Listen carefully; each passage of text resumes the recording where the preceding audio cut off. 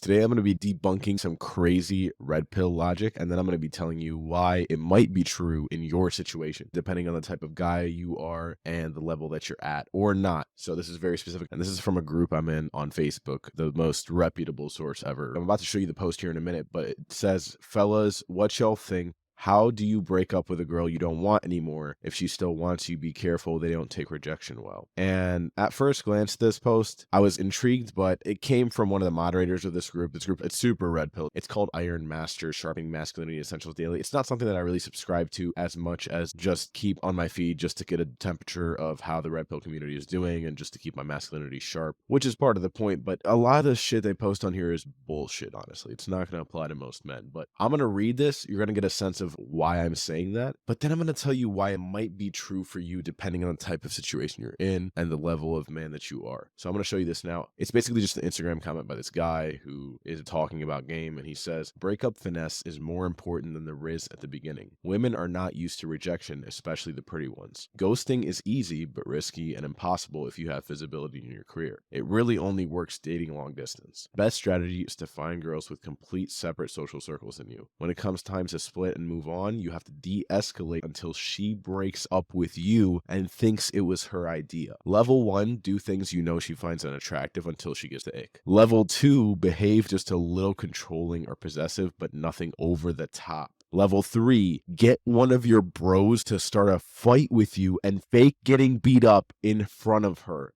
Even better if you can muster up crying. Don't care how much she loves you. Any woman is leaving after that one. And when I first fucking read that, I was like, you know what? In the beginning, it was fine. And then I read this part and I was like, what the fuck is this guy talking about? But then I thought about it a little bit. And when you really think about it, it's technically right. Now, I wouldn't argue to say that it's more important than Rizz, but I would argue to say it might be equally important or more important depending on how you view it. Listen, I get it that our purpose as human beings is to get with people and reproduce. Like, I get that's wired in our psychology, and especially as a man, we value ourselves on getting the woman that we want and getting women because it means that we've been successful in some way. But true success is actually achieving your goals first, and a woman comes as a byproduct of that. Now, obviously, if you get the woman, it means that you've been doing something right, so that's validating. But if you don't actually break it off properly, for example, I've had exes where I couldn't break it off with them, and it was because of this right here, because you've worked on yourself so much. And he even mentions it in the comments. Again, I think most of this is trash for most men, but for some men it applies. And he basically says right here, he's replying to this guy, and this guy is basically just say nothing. And the original poster of this, and mind you, this is a moderator, so again, this is bullshit for most men, but in this case, I think it's true for some. And the person who posted it, he replies and he says, I hear you, but when you self-improve to your best money, fashion, looks, bedroom, and you're nonchalant, some girls ain't giving up that easy. That's the downside to self-improvement. I think that's a really powerful statement, because when I first read that, I was like, whatever, this is gimmicky. This guy's the moderator of this group or whatever, and he's the same one who posted this, and he's just replying. And yeah, while that may be true,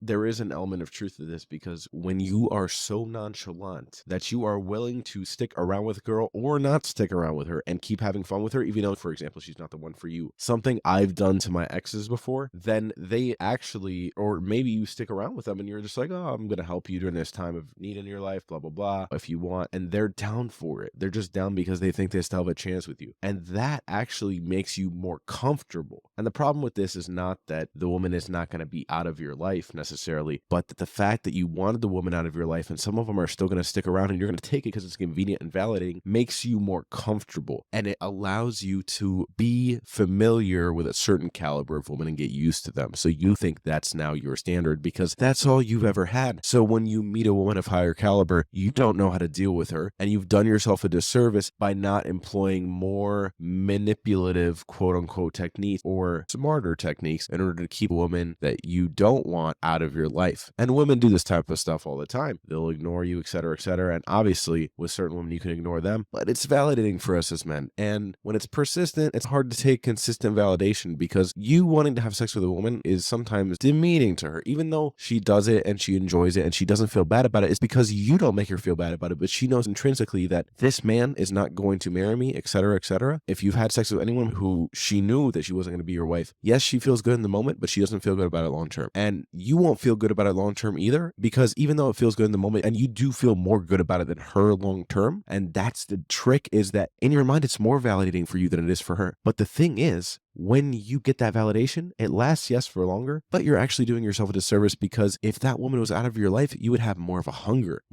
for your success, more of a hunger for your fitness, and more of a hunger for the actual type of woman that you want most important. Because if you left her and if you wanted to be apart from her, but she keeps tempting you and it's validating and you keep taking it, that means that you're doing yourself the disservice of filling the space where she would have been with something that you want or someone that you want more, whether that's fulfilling your purpose and finding a woman, etc. That is the danger of not having your breakup Rizz intact. Now, not every woman is like this, but it's worthy noting that when you do have your game on point and you treat exes well, a lot of them will be lingering around. And I've had that on almost every occasion. They always come back at some point when you got your game on point. Remember that, man. They always come back at some point when you got your game on point. But yeah, I just wanted to share that with you guys. My name is G, and I'll talk to you later. Subscribe.